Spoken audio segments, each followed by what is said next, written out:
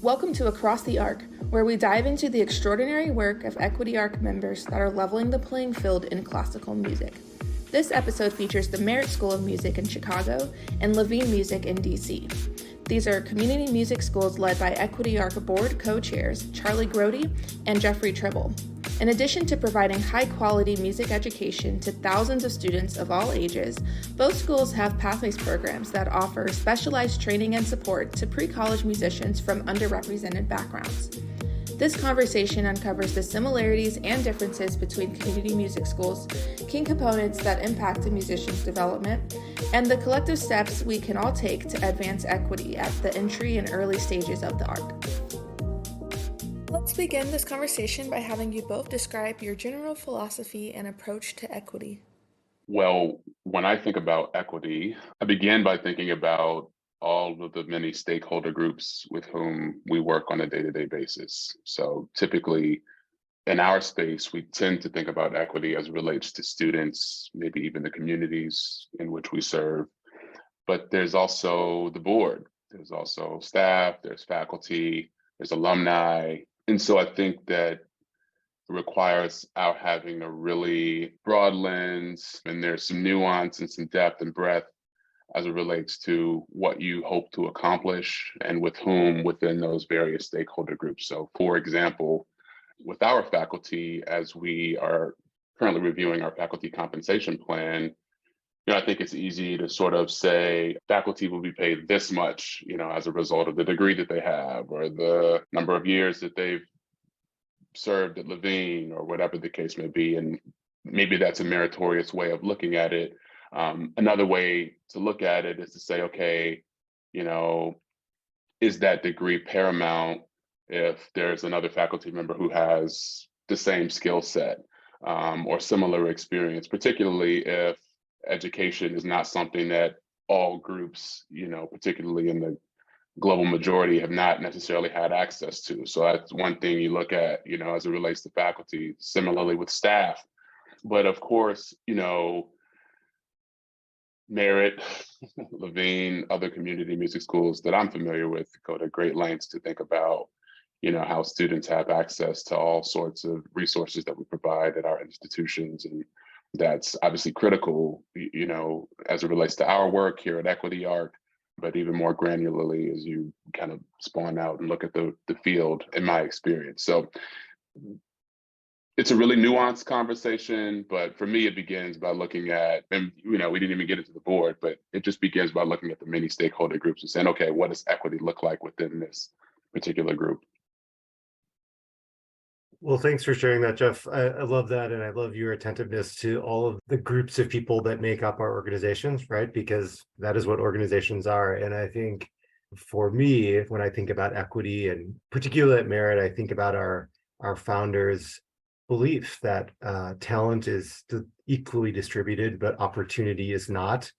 And so I think, personally about and organizationally, about being focused on removing barriers so that equitable access to a great music education and all of the benefits that come with it, that's available for all. And as you say, then thinking really thoughtfully and deeply about how equity is expressed for all of the groups that help to achieve that mission, whether it's faculty compensation, or the board, and part of that begins, of course, right, with representation. So also thinking a lot about making sure that the leaders of and the teachers of the institution and the students begin by reflecting the city that we live in and the student body that we hope to have.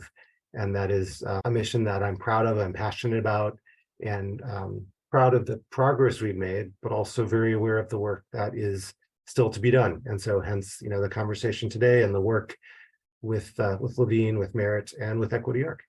That's a great overview, definitely, to open up this conversation. Would love to dive deeper into the faculty and staff portion that we both mentioned, but really on the training side of things, you both have quite a huge number of faculty and staff. And so I'm wondering how you empower and equip those stakeholder groups to have the cultural competency that's needed to serve a large and diverse student body. I would say there are a few components to that at Merritt. First, I think we really try to ground all of our work in a vision really to be, Chicago's destination for excellence and for belonging in music education for all. So if that is the future we hope to create, then to your point, Paul, I think we think a lot about baseline of training. We work closely with an organization called Enrich Chicago, which was founded several years ago to work in the arts to develop anti-racist practices and to dismantle those systemic systems and barriers for our students. And so there's training that's provided through Enrich and in partnership with Enrich. And then we also have ongoing professional development. So that for our faculty often looks like having other really esteemed and well-established music teachers in the area who approach this work through an anti-racist and equitable lens, work with our faculty. And then for our staff, what that has looked like is we've been able to find resources through an online resource called the Management Center, which is really focused on having a results-driven organization, but approaching those and achieving those results in an equitable way. And we found those tools, those frameworks, those practices, to use your word, an opportunity or a way to empower, particularly on the staff side, and also to a lesser degree, but still an important degree on the faculty side too. Thank you for that, Charlie. We do many of the same things here at Levine, and it's all really rooted in work that has been ideated by Levine's Diversity, Equity, Inclusion, and Anti-Racism Working Group that was established many years ago, in fact. And it's composed of the board, staff, faculty. So already are being able to look at this from the standpoint of having a lot of voices at the table, ensuring that you're getting a wide range of perspectives and experiences that lead our conversation. We have consultants with whom we work each month to help train and educate and inform on our language, on how we hold ourselves accountable. And the training for us, while important, we now know is really just the tip of the iceberg, and that the more challenging piece is how you operationalize it, right? And so we've also given ourselves grace to say, this work is not a destination, it's a journey. And how do you operationalize that? Well, one, you ensure that the group remains. Two, for us, making the investment in your budget. It's one thing to sort of sit around and opine about our way forward, even if we are holding ourselves accountable. But if there's no kind of dollar figure ascribed to the work that helps it kind of come to fruition, there's probably far fewer outcomes that you can expect. And so those are some of the things that we've really prioritized. In terms of the names of the groups with which we've worked with Equity in the Center to do anti-racist training. They're a nationally recognized group. We're working with Kumea Shorter-Gooden and Bernardo Ferdman around our inclusivity work. I think also, in addition to training, we've been spending a lot of time just learning. So, we did an entire survey of our faculty and staff several years ago. And most recently, in the last few months, we did a survey of our students and community members just to understand what their experiences are here at Levine, how it is that we can be better, and how we can actively play a role in helping to dismantle a lot of what has held learners back in this community and beyond. And so I've rather enjoyed my time being rooted in this work, and I've learned a ton. And while not a subject matter expert by any means, I am committed to pushing this institution forward to ensure that we're the best and most evolved version of ourselves. That's key. This work, it's never done. I'd love to zoom out a little more so y'all can talk about your community music schools and what y'all really have to offer, especially in the context of a musician's training. Typically, there's the public school music education system, youth orchestras, private lessons, and in your school, you have all of those things. And so I would love to hear from y'all the role that a community music school plays in a musician's journey and what the differences are of someone participating in a community music school versus doing any of those other pre-college music opportunities individually or independently. Yeah, well, I'll start by saying that the community music school landscape around the nation, I've found, and I don't think Charlie would disagree, is not homogenous by any means. I think we all sort of offer very different things, different flavors. At the core, many of us are focused on excellence, but also access to excellence. Taking a huge step back, though, to your question about the public school system and its role and sort of how we supplement, or in some cases maybe supplant what they're learning there, frankly, just because it's not as robust, it's not as focused or targeted on some of the values that we see as paramount in the community music space. You know, I was a product of Chicago public schools and was very fortunate to be in band and traveled the country playing in all sorts of ensembles at both the collegiate and high school level. I always tell people, though, you know, the reason I was the section leader of my high school drum line when I was in 8th grade, or the section leader of my college drum line as a sophomore, is because I took private music lessons. It was really that one-on-one, targeted, focused mentorship, which is a step beyond merely, you know, learning music education. And frankly, you know, this is a little bit controversial, but I say it all the time, maybe to some people's chagrin. I see music aptitude as a short-term outcome. If you walk into a music studio and you don't know where middle C is on the piano, and you know where it is, you know, by the time you've left that studio, that's improved music aptitude, but that's a short-term outcome. And so the question is also, you know, in the community music space, are we interveners in learners' lives in any other way? I think yes, absolutely. You know, I think one's journey towards artistic excellence, it requires discipline. It requires your having some level of self-esteem and confidence. It requires grit, which is a more accurate indicator of one's life success than is your high school GPA, right? And so, you know, I think we offer just a really nuanced, targeted, focused music education opportunity with mentorship at the core. And then I think most of our institutions offer other pieces that you wouldn't necessarily get in a public school. So like you said, maybe the orchestra or your opportunity to play with other really serious learners. Or maybe it's also, you know, the fact that you have access to master classes or whatever the case may be. So I think, you know, the ecosystem that a community music school can provide is really critical and is most certainly a value add to a young person who's interested in becoming more proficient on their musical instrument or in voice.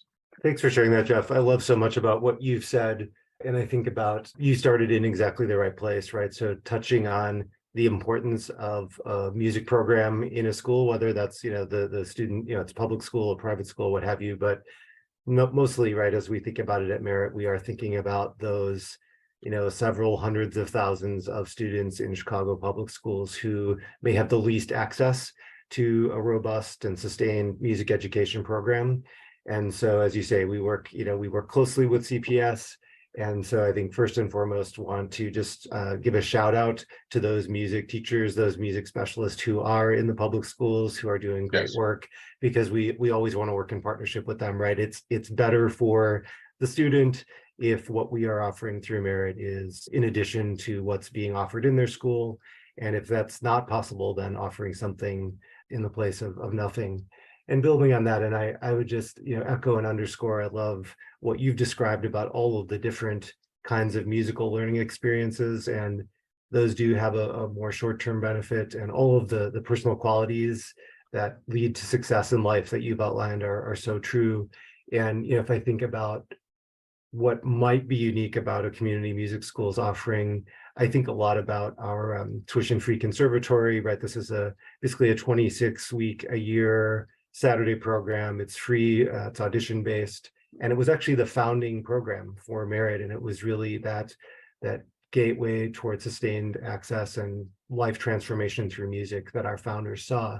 And every year we have a graduation ceremony for the seniors, And my first year at Merit, I had a good friend and colleague who gave the keynote address, and he just said, I want you all to know how special this place is. You may take it for granted because it's something that you've always had, but he said a lot of kids, most kids don't have this kind of really intensive, sustained musical community. And he said, when I think about it, I think of a community music school sort of like Hogwarts for music, right? So this thing that maybe elsewhere in your life makes you stand out and feel apart from others.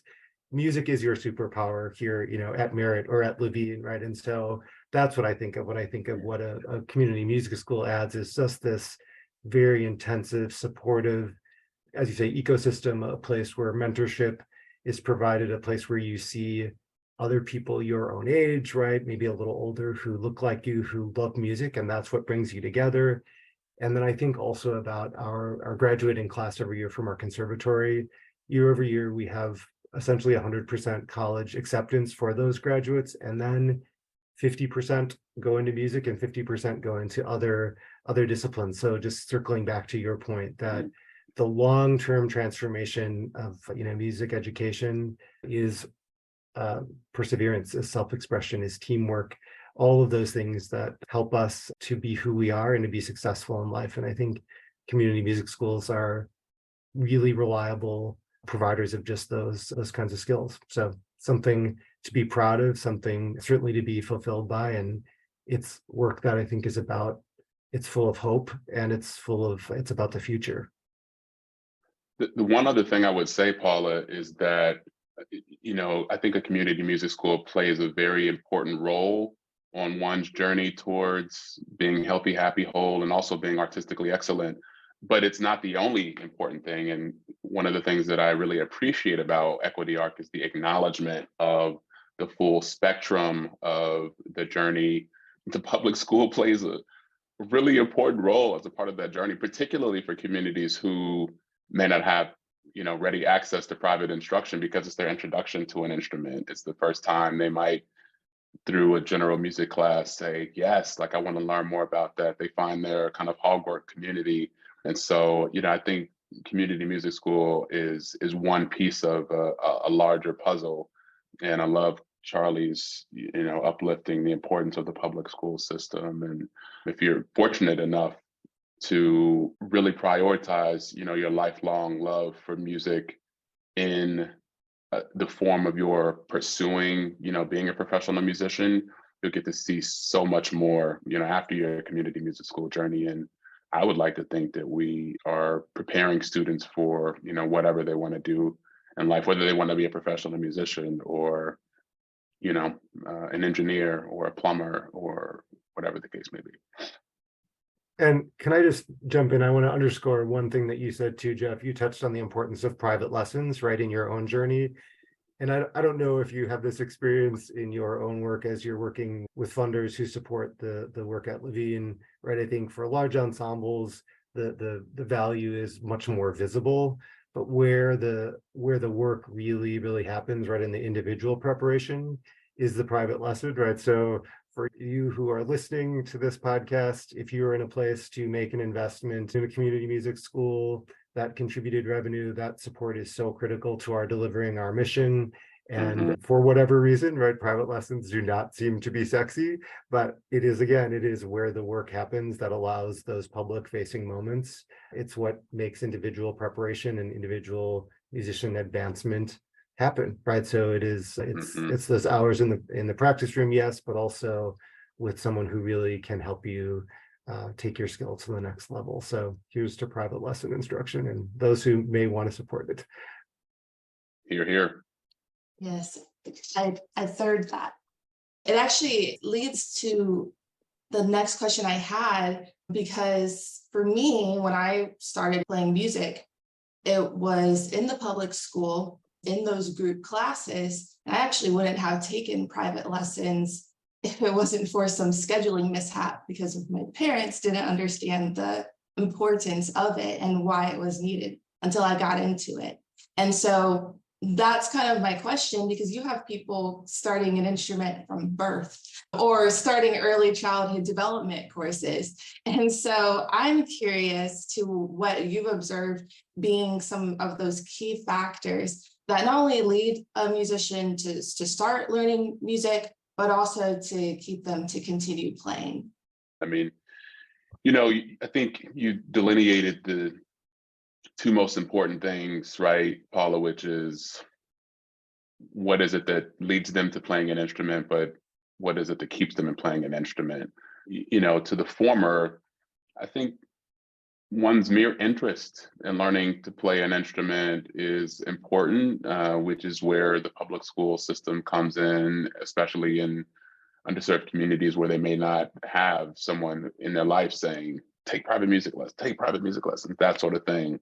I think also just in society more broadly, historically, there really was a culture where, you have to take music lessons. You may not be that you take it for very long, but I grew up in a time and in a community where everyone was going to be exposed to it at some point. And, some of us stuck with it, some of us didn't.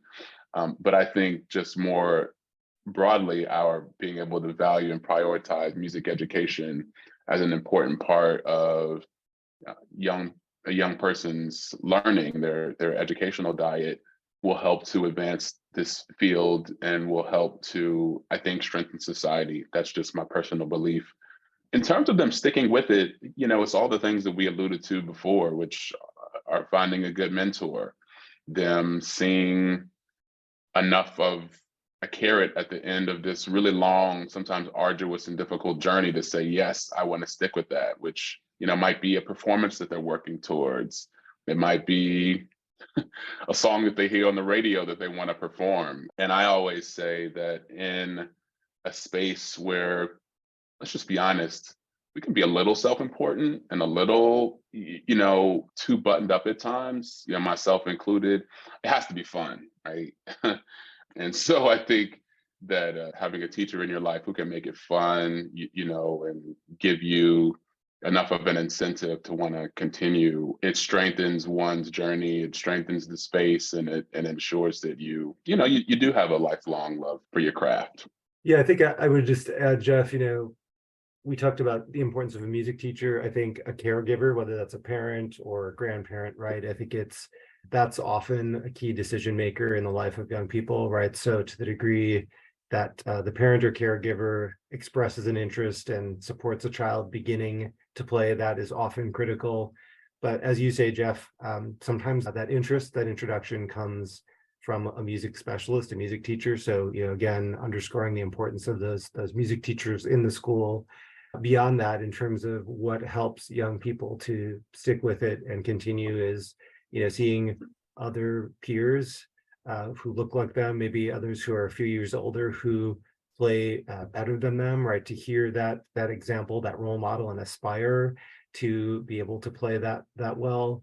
And then if I think about my own experience, what really motivated me was playing in a large ensemble. Right up until that point, I was just very focused on the inadequacy of my own playing, and then hearing it in context, right? And sort of figuring out the role that you have to play and how it all comes together. So being a part of that larger effort, I found to be incredibly motivating. And so that doesn't mean that what will motivate all young musicians, but I think that is a big piece of it, having both an individual responsibility, but that's directed toward this larger thing that you achieve together. I think that's powerful. And as you say, Jeff, right, that's in a way an example of, or a model of, a community too, right? So if we can achieve that sort of self-expression, that sort of teamwork musically, what does that teach us about what we can achieve as an organization or as a community, as a city, as a country too? So I think there are powerful musical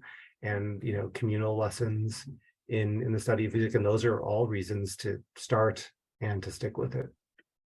And some of what you shared, Charlie, I love, because for me, it brought out the idea of what touch points look like in communities. Sometimes we juxtapose a high dosage, private music lesson, conservatory experience with a one-touch experience, so is an organization doing great work if they are simply going into a school and providing a performance or a masterclass or whatever the case may be? That might be the exposure or the inspiration that someone needs to say, ooh, I want to pick up an instrument. I want to do my own research. I mean, kids these days have access to so much more. They could find Merritt, they could find Levine if they did a quick Google search for music lessons in my area, right? But and then pass it on to the parents. But what leads them to do that? It might be just a really high touch, low dosage experience where they say, I really loved the sound of that oboe. I would have never, ever come across an oboe if this, chamber orchestra didn't come and perform in my school. And sometimes, again, just going back to the notion that we can be a little self-important, people look at those performances, those master classes, and say, well, that's not enough.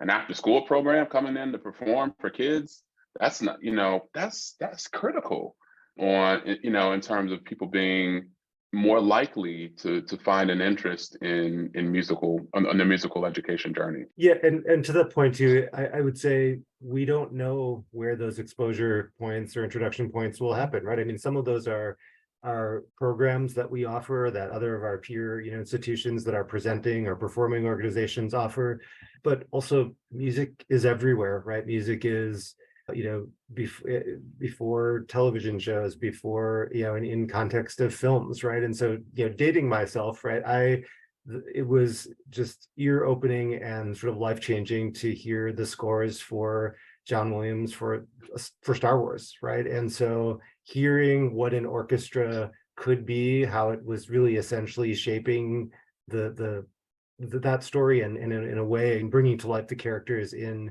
those films, right? Like that's what really got me excited about what an orchestra is, what it can sound like, what it can achieve. And in sixth grade, I was really excited because my band played the theme from The Love Boat, which we sounded terrible, but like relevant. So whatever that is for young people today, what are those pieces of music that they will hear that if they were able to make them, they'll feel like this is cool. This is something that is about my life. So there you go. Well, Charlie, I will not accept that you all sounded terrible until I see a video. Do you have a video that you'd like to share with the world? Of course not. There were no camcorders. There were no camcorders back then. All right. Fair enough. I would have loved to see it. Yeah, for me, it was the young people's concert with the former San Antonio Symphony. That was what got me interested, and even just hearing an orchestra for the first time. So wholeheartedly agree that those interactions are so key to what makes this all work. Charlie, you were talking earlier about removing barriers. And so I am wondering about geographic barriers, because I know you both have students from all across the zip codes in Chicago and DC metro area.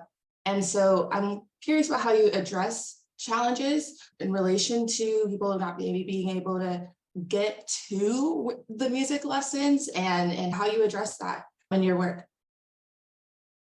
Yeah, practically at Merritt, we do two things. One is you take the music to where the kids are, right? So we have a program called Merritt Music in Communities, where we work with about 26 community partners, many Chicago public schools, and we offer a wide range of programs, everything from a couple hours a week of general music or early childhood up to a 5-day-a-week intensive band program, including private lessons and a number of different variations of those models in between. So that's the first thing. And then second, we also, that's one of our ways that we introduced a broad range of kids in Chicagoland to music and to Merritt. And so for some of those community partner programs, we also then do provide transportation to, if they audition for our conservatory or if they are coming to our part of private lesson program, we will, for some of those big programs, provide transportation. And that's a big piece of what we think about as student support in the work that we do. So those are, it's a practical question, at least as I hear it, and those are the two things that we do over time. Yeah, so this is where some of the community music schools kind of have varying models. So Levine has 6 campuses across DC, Maryland, and Virginia. And so for us, our proxemics in and of itself are a tool for us to be able to provide access across the entire region.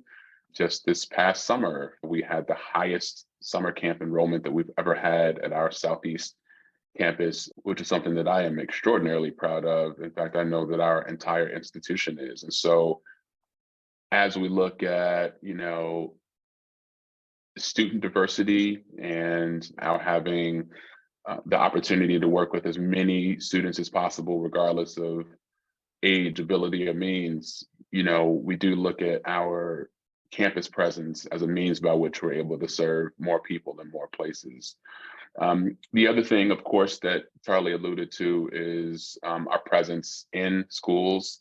And while our programs don't always exactly mirror what it is that we do on our campuses necessarily, and sometimes they do, we do offer, a broad array of no cost programming directly in DC public schools. In fact, we established our first ever DC public school partnership just this past year, which we're excited to kick off in just a few short weeks, where we are directly in schools, as Charlie said, bringing the music to them. So that is an opportunity for us to say to folks, you don't have transportation, fine, we'll be there. You don't have the financial resources to afford, private music lessons, fine, we'll be there and we'll cover the cost of this experience. So I don't think there's any one prescriptive way to get at this. I do think that it requires institutions to be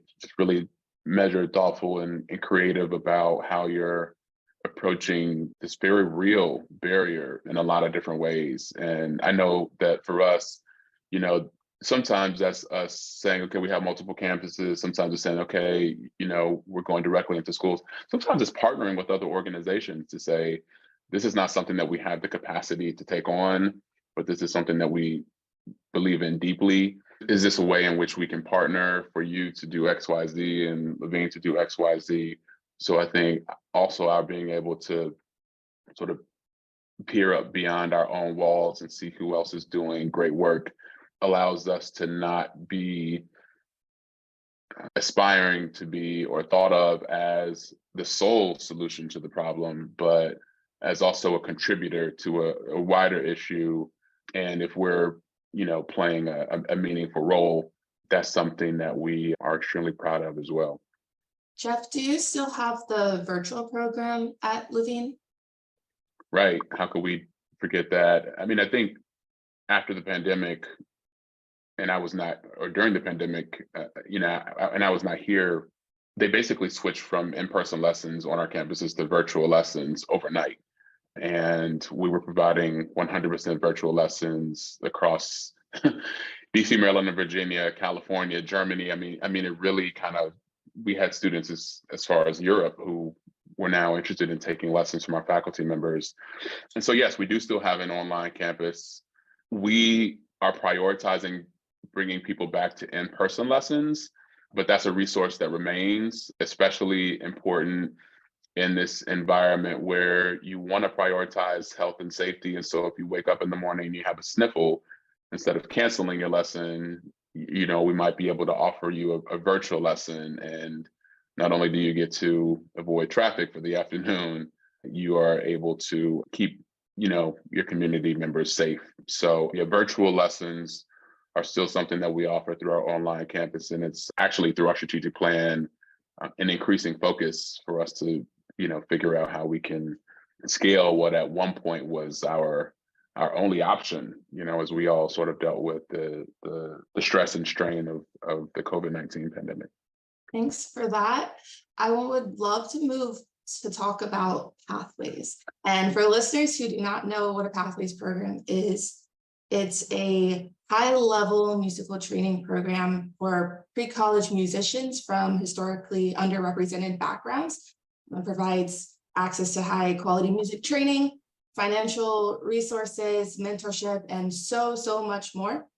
So I'd love for you both to talk about the unique role that your community music school plays in your respective Pathways programs. Well, first, I would acknowledge that here in the DC metropolitan area, we are one of several partners who are working. So just to my last point about partnership and our simply playing a role as a part of a larger community, as a part of a larger ecosystem. We are partnered with the Kennedy Center, the National Symphony Orchestra, and DC Youth Orchestra, Washington Musical Pathways Initiative, that is. And Levine's role predominantly is the role of playing private, providing private music lessons. And so we talked about how important it is for you to be able to have access to performances, something that the Kennedy Center and the National Symphony Orchestra can certainly help with. We talked about, well, one thing we didn't really talk about is access to instruments. And so, part of the Washington Musical Pathway Initiative's focus is to ensure that young people have instruments in their hands. How do you get from playing in your local youth orchestra like the DC Youth Orchestra or any ensemble at Levine to go on to college? Well, auditions, and so our being able to, as the not sole private music lesson provider, but the predominant music lesson provider as a part of this Pathways initiative here, how do we prepare students for their auditions? And so that's another big initiative that WMPI focuses on here. And yeah, I really see Levine as playing just a vital role as a part of a larger team. And, the beautiful thing, of course, is that we're beginning to see success.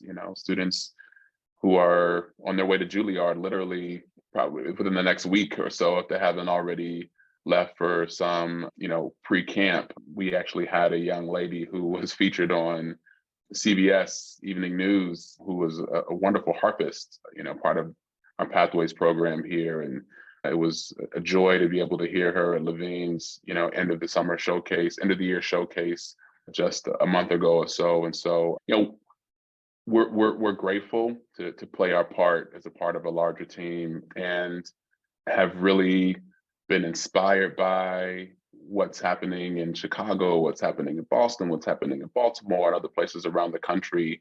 And to Equity Arc's credit, has really pulled together, convened this larger national community for us to all to be able to, take from one another's best practices and feed into one another's programs to inform how we can be the very best, interveners on one's musical journey.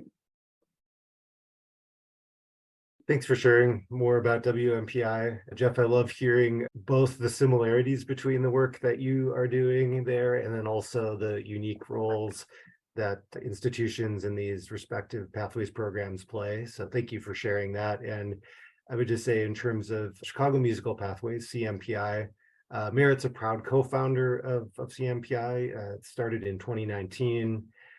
We really lead the implementation for the program in partnership. There's that word again, with 8 other advisory organizations. And as we were putting our advisory group together, that was really focused on the whole developmental pathway. So just as Equity Arc is focused on all of the parts of a musician's growth and the kind of institutions and supports they need, that's who's around the table in Chicago. So everything from beginning to intermediate and refinement and mastery levels. So that runs the gamut from Reach, Teach, Play programs at the Ravinia Festival up to the Chicago High School for the Arts, the DePaul University School of Music, and Chicago Sinfonietta, and the Chicago Symphony Orchestra. Right, all of those are partners are around the table and providing resources and students and teachers to support the success of our fellows in CMPI. And then we have a much broader group of affiliates, probably about 40 institutions and individuals across Chicago who contribute in some way to the experience of our fellows. Merit is also home for the staff for CMPI, and Merit is the program of origin for about a third of the 150 fellows that we've had to date. So we're really pleased to help drive the work, but also know that there's a really significant overlap between our students and the program itself. We as a part of that, we provide chamber music and music theory and composition training as well for our CMPI fellows as they're interested. And I think another part of the work that we do, which is important, is we drive fundraising for the program. I think as some listeners may know, and as I know you both do, Jeff and Paula, our pre-college pathways programs were started thanks to very generous support from the Mellon Foundation. And as we look to sustaining those programs beyond their support, we're very much focused and working on it in partnership with our peer organizations, but a commitment to sustain the impact for our fellows is critical. And, I would say just the other thing that I think about when I think about merit and CMPI's overlap, I think about the resonance of CMPI for our mission, again, wanting to be a destination for, excellence and belonging in music. Our staff, our faculty, our board, we see this as a critical component of our work, sort of as an upper extension that's complementary to our mission. And, we're proud of what we've accomplished in the first 4 years. We're committed to sustaining it. And again, if there are listeners out there who are in a position to support any of the pre-college pathways locally, that is welcome. And the national conversation, the national movement, if you will, that Equity Arc is leading in bringing together and connecting these pre-college pathways programs to the broader and longer term development of musicians. That's the work that's happening, and that's the work that needs to continue and to be sustained if we want to imagine, if we want to actually achieve the future that we imagine.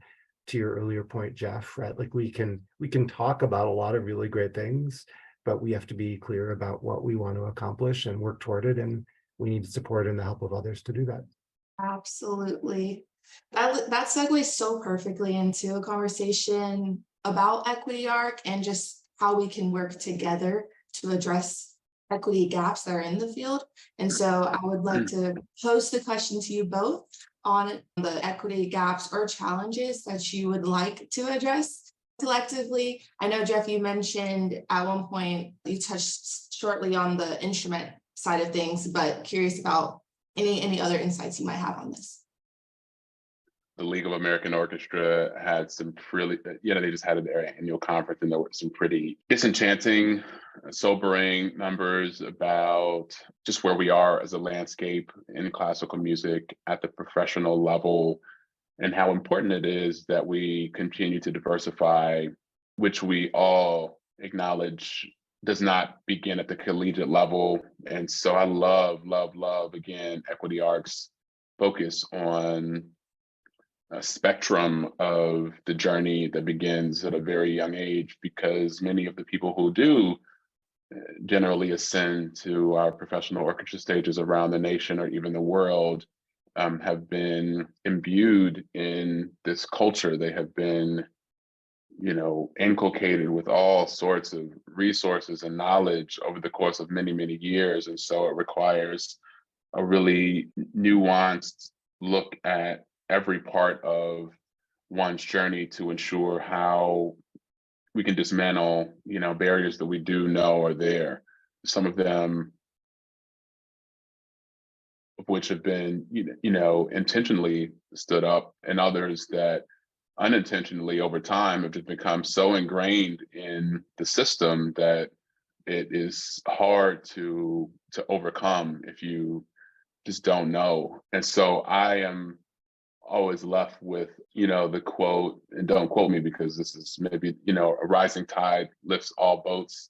And so I think our conversation really, as a part of Equity, has looked at the field, right? Like Charlie has a lot of work to do at Merit. I got a lot of work to do at Levine, but, and as do others at their respective institutions. And I think the commitment to coming together on a regular basis to look at the greater sector, saying, wait a second, this isn't just a Merit issue or a Chicago Symphony Orchestra issue or a Levine issue or a National Symphony Orchestra issue. This is a part of a larger conversation. And I love, that Charlie and I, as board co-chairs of Equity Arc, are at the center of listening and at the center of being able to understand what the challenges are. I don't think he nor I would profess to have all of the answers.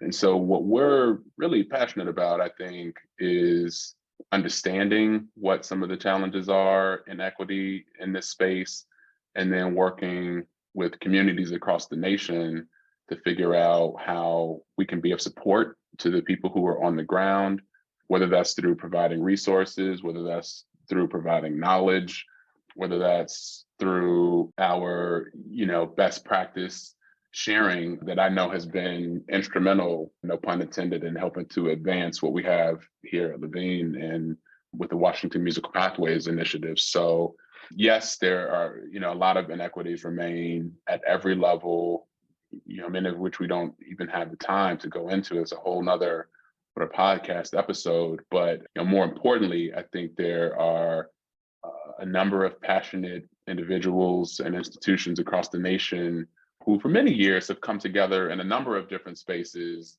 not solely the equity arc space, to address and tackle these issues, to have meaningful conversation, but also to put forth some metrics of success and say, this is what we're shooting for.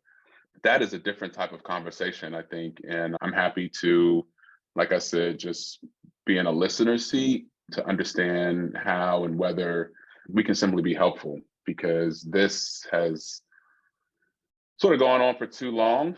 But I'm excited to just be playing, what I view as my small yet very important role as a part of this larger effort, conversation, and initiative.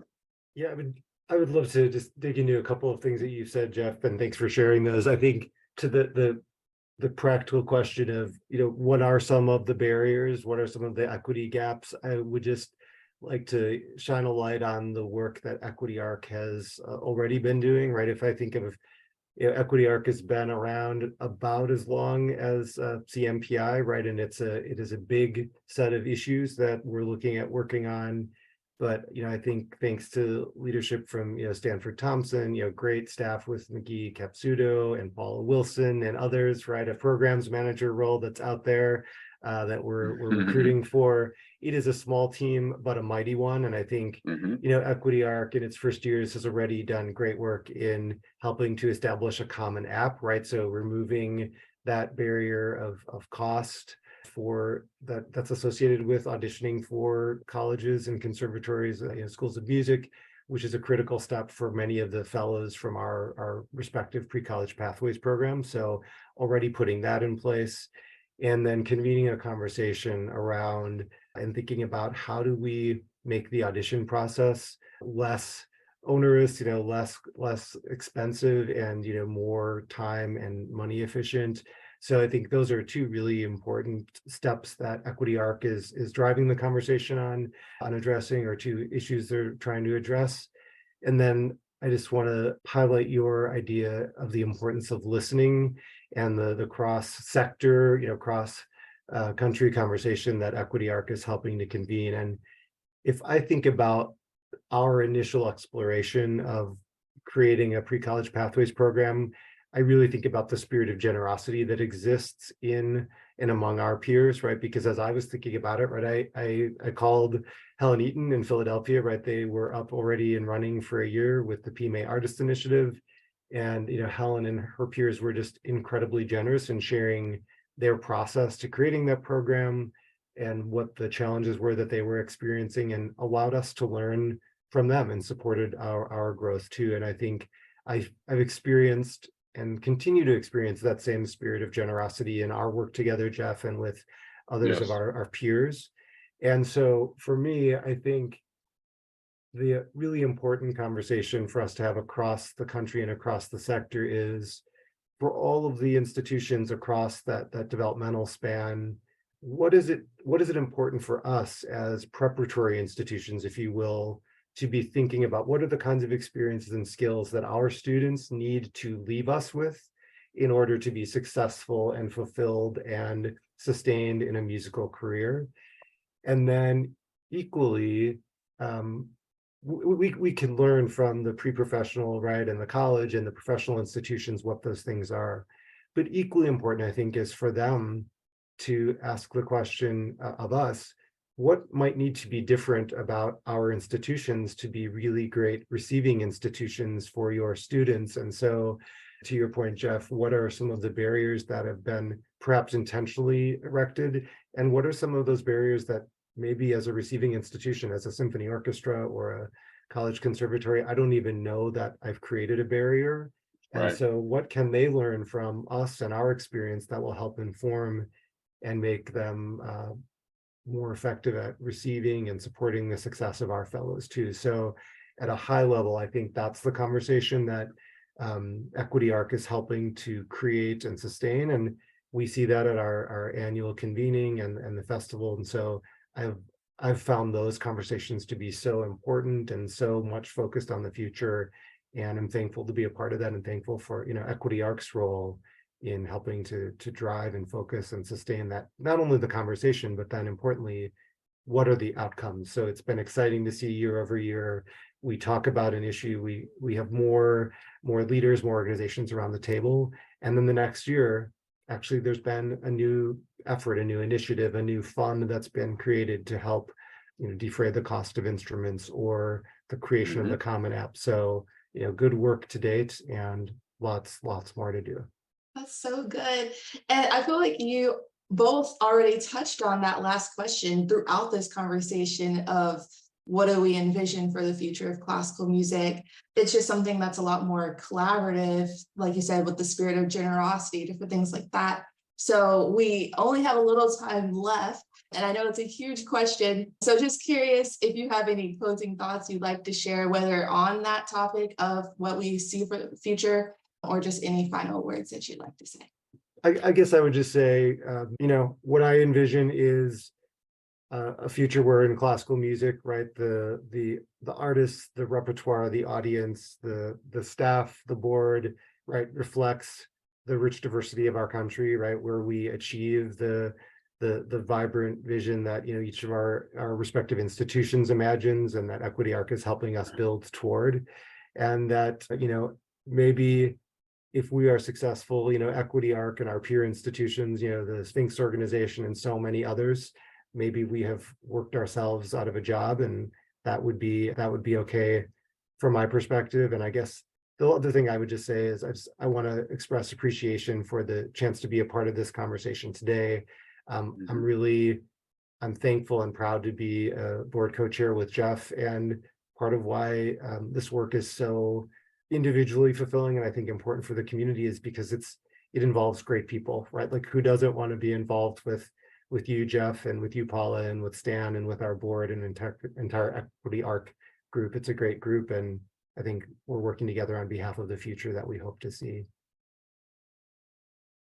Well, I would echo Charlie's sentiment in every way, and then some. I guess the one thing that I would like to add, which we haven't touched on much today, but what I've seen surface and bubble up as a part of our conversation around metrics for success, is our acknowledging that there are multiple ways to define success for young people, and that it may not result in them being on a professional orchestra stage. So I love, Charlie, you're calling out the staff, the faculty, the board. I think there are a lot of different landing pads for our young people, and I think we shortchange people's destination sometimes by uplifting them being in this one place and defining that as their sort of utopian experience, when along this long journey they may have found other gifts that they're more interested in leveraging, or whatever the case may be. So, one of the things that I'd like to elevate as a part of this larger conversation around classical music is just that really we are doing a lot of heart work. It's hard work, but it's heart work, right? And I think as a part of that, we need to not just give ourselves grace, but also give our young people grace and say to them, look, put your best foot forward towards this. We're going to give you everything that you need. We're going to wrap our arms around you. And if you're not on a professional orchestra stage, are you loving what you're doing if you're an administrator or if you're a teacher or whatever the case may be? And so that's one thing that I'd love to inject into the conversation, is just because I don't know how healthy it is for us to have such a myopic view on what success is when there are such a finite number of spots or whatever the case may be, but so many more ways to be a productive citizen and to contribute to the classical space in a really meaningful and important way. So hear to everything that Charlie said. And I too am grateful to be working alongside this really talented and diverse team to ensure that we're making this space better. And I think this world better. So I might call that cheesy, but I'm an eternal optimist in that way. And I'm also cheesy. Well said. Thank you both for taking some time today to have this conversation. I really appreciate it, and I think our listeners are definitely going to get a lot out of this. That concludes our spotlight on Merit and Levine. You can learn more about all our members and join the coalition at equityarc.org. Until next time, let's continue to make progress toward racial equity across the ARC.